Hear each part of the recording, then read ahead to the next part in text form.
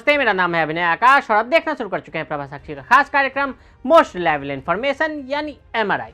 औरंगजेब को मरे 300 साल से ज्यादा गुजर चुके हैं, लेकिन उसकी हुकूमत के किस्से इतने साल बाद भी चर्चा में है।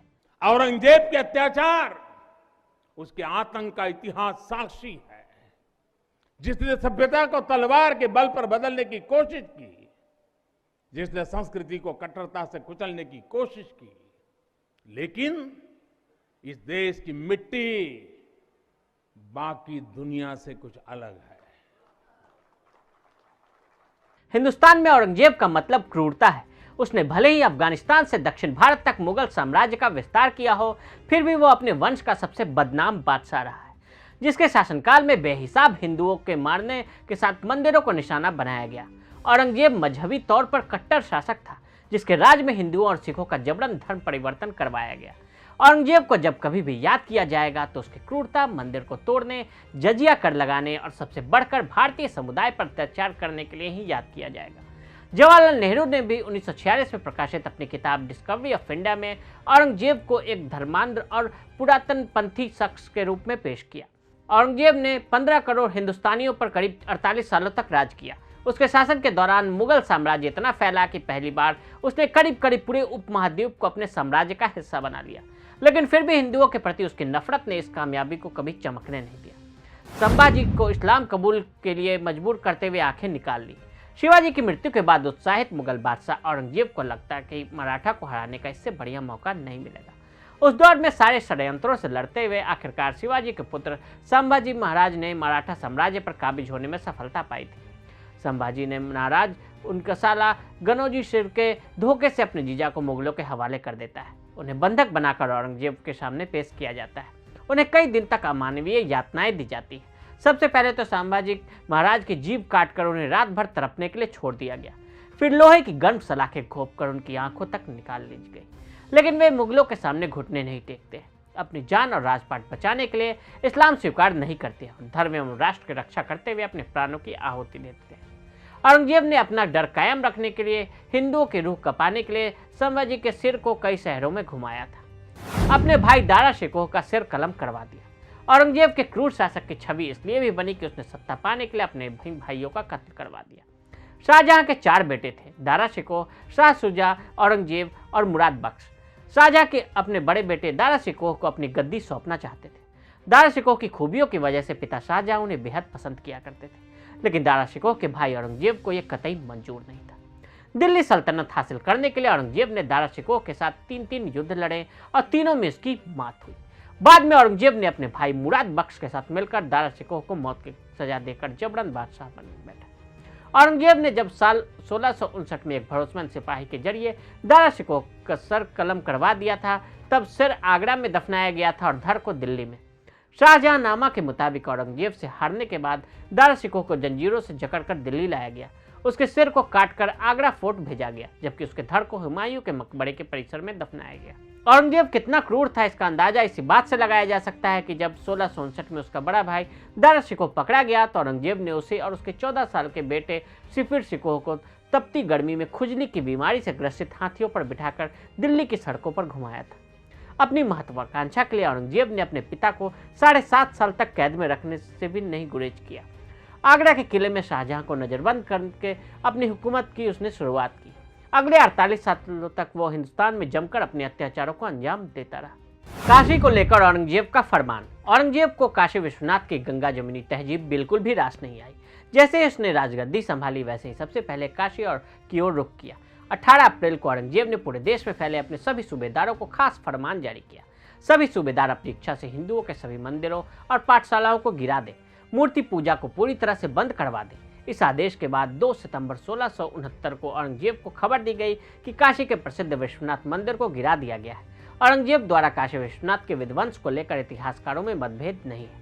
औरंगजेब की सबसे प्रामाणिक जीवनी मासिर आलमगीरी में भी इस घटना का जिक्र किया गया है। इस बात को ऐतिहासिक तौर पर भी माना जाता है कि मंदिर तोड़कर ज्ञानव्यापी मस्जिद का निर्माण हुआ और औरंगजेब ने ही मंदिर तोड़ने के आदेश दिए थे। औरंगजेब के जीवन पर लिखी गई सबसे प्रामाणिक किताब मासिर आलमगीरी, जिसे शाकी मुस्ताद खान ने लिखा है, जो मुगलों के दरबारी इतिहासकार थे। साथ में वे मुगल शासक के वक्त फतवे, फरमान और दस्तावेज के भी गवाह थे। इस किताब में औरंगजेब के द्वारा काशी विश्वनाथ मंदिर को तोड़े जाने की घटना का पूरा जिक्र मौजूद है। श्री कृष्ण जन्मभूमि के आधे हिस्से पर ईदगाह बना दी। 1689 में मुगल शासक औरंगजेब के आदेश पर उत्तर भारत में कई जगह ऐतिहासिक मंदिर तोड़े गए। इसके पीछे धार्मिक कारण थे और हिंदुओं की आस्था पर चोट करना इसका मकसद था। इसके अलावा इसके आर्थिक उद्देश्य भी थे, क्योंकि इन मंदिरों में काफी धन संपदा होती थी जिसे औरंगजेब ने लूट लिया। श्री कृष्ण जन्मभूमि मंदिर को भी उसी समय तोड़ा गया। इसका अभिलेख साक्ष्य है कि कब ऐसे आदेश दिए गए। औरंगजेब के कोर्ट में एक मुहतसिब होता था जो धार्मिक आचरण को नियंत्रित करता था। उसी की सलाह पर औरंगजेब ने मंदिरों को तोड़ने का अभियान चलाया। औरंगजेब की तरफ से जन्मभूमि के आधे हिस्से पर ईदगाह बना दी गई जो आज तक कायम है। सोमनाथ मंदिर को 2 बार तोड़ने के आदेश जारी किए। औरंगजेब ने अपने शासनकाल में गुजरात के सोमनाथ मंदिर को भी बार बार तोड़ने के आदेश जारी किए। मुस्लिम क्रूर बादशाह औरंगजेब के काल में सोमनाथ मंदिर को 2 बार तोड़ा गया। पहली बार 1665 ईस्वी में और दूसरी बार 1706 ईस्वी में। 1665 में मंदिर तोड़वाने के बाद जब औरंगजेब ने देखा कि हिंदू उस स्थान पर अब भी पूजा अर्चना करने जाते हैं तो उसने वहां एक सैन्य टुकड़ी भेजकर कत्लेआम करवा डाला। मुराकते अबुल हसन के मुताबिक अपने शासनकाल में 10 से 12 सालों में ही औरंगजेब ने हर उस मंदिर को तोड़वा दिया जिसे ईंट या मिट्टी से बनाया गया था। ब्रज संस्कृति को खत्म करने की कोशिश। उत्तर भारत का सुंदर और विशाल गोविंद देव मंदिर में आज भी कट्टरपंथी विचारधारा के निशान मौजूद हैं। मंदिर के 7वीं मंजिल पर जलता हुआ विशालकाय घी का दीपक औरंगजेब को इतना खटक गया कि उसने 4 मंजिल ही तुड़वा डाली। इसके बाद औरंगजेब ने मंदिर को खंडित और अपवित्र करने के प्रयास में यहाँ नमाज पढ़ी और शेष बचे मंदिर पर मस्जिद की संरचनाएं और गुंबद आदि बनवा दिए।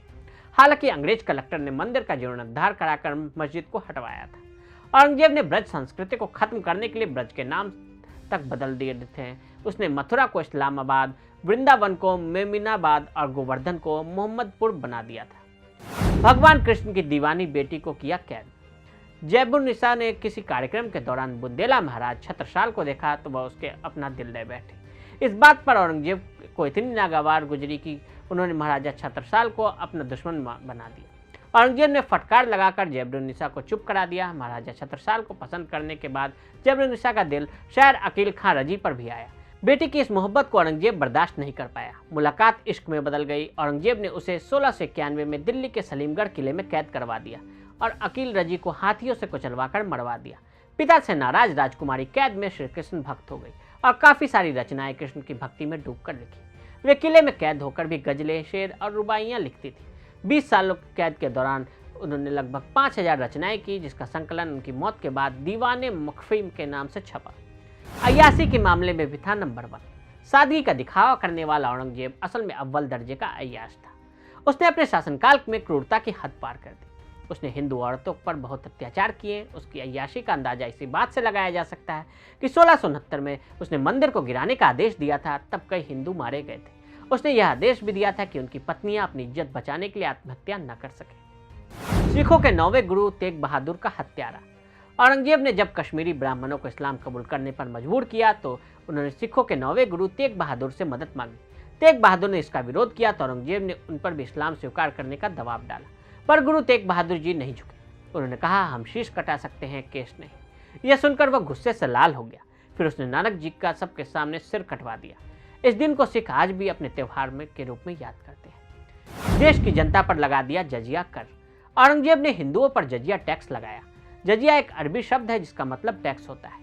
औरंगजेब के शासन में जो हिंदू टैक्स दे सकते थे उनसे 3 रुपए सालाना, मध्य वर्गीय हिंदुओं से 6 रुपए और अमीर हिंदुओं से 12 रुपए सालाना जजिया कर लिया जाता था। उस वक्त 3 रुपए की रकम 1 महीने की कमाई के बराबर होती थी। औरंगजेब के शासन में हिंदुओं के तीर्थ पर टैक्स लगाने के साथ साथ त्योहारों पर भी प्रतिबंध लगा दिया गया। इस्लाम धर्म को अपने शासन का आधार बनाने से उसके कट्टर बादशाह के तौर पर इतिहास में छाप ऐसी बनी जो आज तक ताजा है। इसलिए भारत में कोई औरंगजेब की हिमायत नहीं करता है तो उसे बुरी नज़र से देखा जाता है या तिरस्कार सहना पड़ता है। औरंगजेब की यह कहानी सुनकर आपके मन में भी ये आया होगा कि कितना क्रूर शासक था, आक्रांता था। सत्ता के नशे में चूर सियासत के लिए अपने भाई तक को नहीं छोड़ा, अपने पिता तक को नहीं छोड़ा। हिंदुओं पर तो ऐसी बर्बरता की, ऐसा कहर डाया जिसके अनगिनत किस्से हैं। तो आज हमने आपको औरंगजेब की क्रूरता की ये कहानियों से अवगत कराया। आज के लिए दी इजाजत। ऐसी रिपोर्ट्स को देखने के लिए प्रभा साक्षी के साथ लगातार बने रहें। वीडियो को देखने के लिए फेसबुक, ट्विटर पर फॉलो करें। यूट्यूब पर प्रभा साक्षी को सब्सक्राइब करें।